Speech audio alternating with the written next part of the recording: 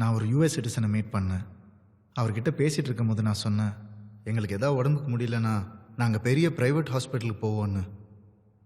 அதை கேட்ட உடனே அவர் முகத்தில் அப்படி ஒரு அதிர்ச்சி. அது எப்படி ஒரு ப்ரைவேட் ஆர்கனைசேஷனால் கவர்மெண்ட் கொடுக்குற ஃபெசிலிட்டிஸையும் இன்ஃப்ராஸ்ட்ரக்சரையும் கொடுக்க முடியும்னு கேட்டார். கன்னத்தில் அரையிற மாதிரி இருந்துச்சு.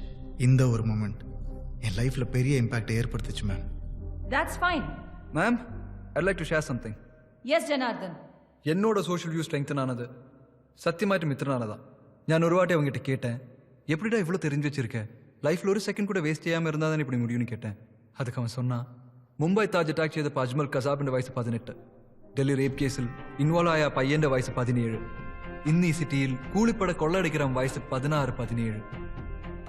கெட்டவன் தப்பு கற்றுக்கிறதுக்கோ தப்பை செய்கிறதுக்கோ நேரம் சமயம் எதுவுமே பார்க்க மாட்டான்.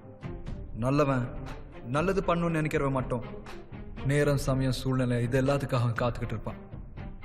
சத்தியமாக அவன் அன்னைக்கு சொன்ன வார்த்தை அப்போ என் மனசில் ஏற்பட்ட இம்பேக்ட் சொல்ல வார்த்தையே இல்லை.